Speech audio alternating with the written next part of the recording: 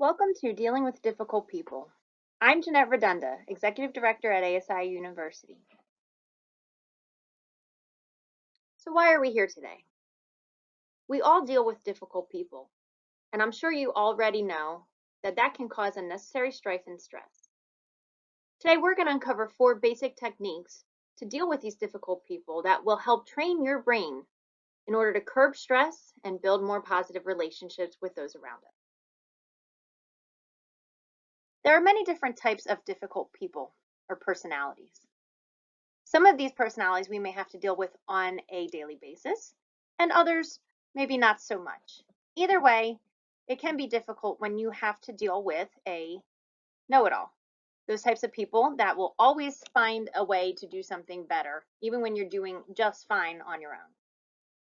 The passives, the types of people that are afraid to speak up and may not voice their opinion, even when it comes to something as simple as what to order for lunch. You have the dictators.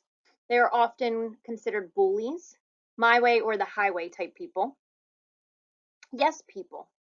They may seem easygoing at times, but it can be very frustrating when you're dealing with a yes person on your team and they're not necessarily adding much value or input.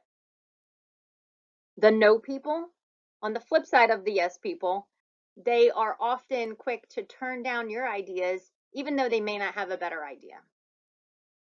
And you have the gripers, the whiners. They like to complain, and they often see the glass as half empty. While researching this subject, I came across the following quote: "Love difficult people." Why? Because you are one of them. And don't take that personally. I'm not referring to you alone. That goes for me, and that goes for everybody out there. We are all difficult people to any given person at any given time. We think differently, we feel differently, we communicate differently, and we express our emotions in different manners. Oftentimes, dealing with different people can be difficult.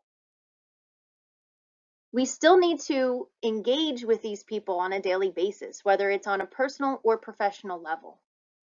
We have to stop looking at these people as difficult and view them as what they really are: different. Unfortunately, we can't change different people. Everyone is a little different, and that's okay. What we can change is how we interact with them, how we respond to them. And that's what we're going to focus on in today's training. We have 4 tips that can help you to change how you respond and react to these different people to be less difficult. The first tip to dealing with difficult people sounds fairly simple, but it's much easier said than done. Be kind. Be kind to them. Be kind to them even if they're not being kind to you. I love the motto, kill them with kindness, because it works. If someone is coming at you in a way that seems rude, unfriendly, disrespectful, or flat out mean, show them how you want to be treated by treating them kindly first. Typically, they will follow suit. Remember that this is a person and not a problem. Deal with them from a place of compassion. Give them the benefit of the doubt and realize that they may just be having a rough day. Treat them the way you wish to be treated, with respect. Again, they will most likely follow suit. Keep your tone and body language lower than theirs. This is very difficult if someone is getting heated. However, if you remain calm, they will typically realize that they are the ones screaming and shouting and begin to lower their volume and act more calm as well. And above all, seek a resolution, not a fight. Again, regardless of how this person may be acting, do not engage in a fight, but rather look forward to that resolution. The second tip we have when dealing with a difficult person is to be an active listener. Being an active listener will show them that you care enough to give them your attention, and it will also encourage them to give you that attention in return. Furthermore, it will allow for you to be sure that you are fully understanding the message that they are trying to communicate. It'll help to unfold any misinterpretations and make sure you are on the same page. Make eye contact with them. Avoid any distractions. Put your phone down. Don't open that email. Whatever it takes, give them your undivided attention.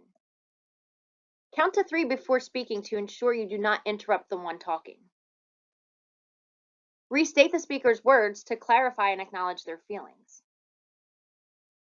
Ask questions to show interest or to control the conversation. Asking open-ended questions will encourage the speaker to elaborate. Asking closed-ended or yes or no questions will help to shut down the conversation. It will also help the speaker to move from their right side of the brain, the emotional side of their brain, to their left side, their logical side.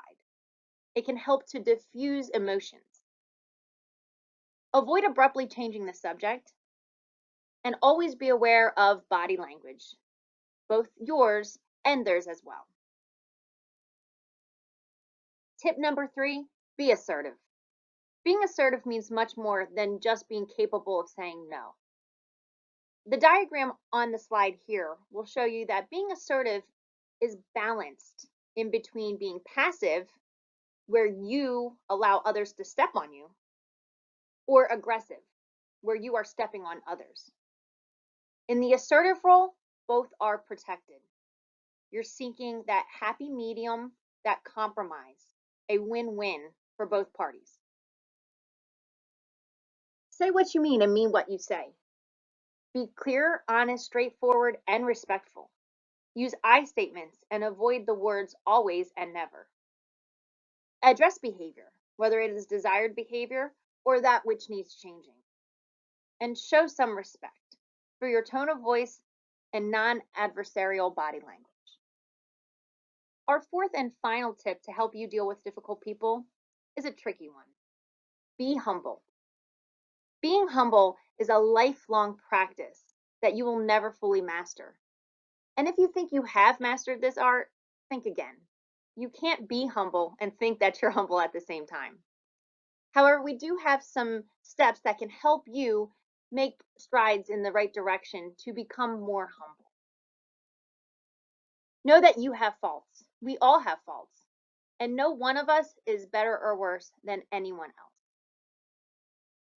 Remember that it's okay to be wrong and to admit when you don't know or understand something. We'll never have all the answers, and that's okay. Always give others the benefit of the doubt. We've never walked a mile in their shoes, and we never will. We can't fully understand what anyone else may be going through at any given time. Serve others, not yourself, first. Value others' times as much as your own. Be prompt, be respectful, and try to listen more than you talk.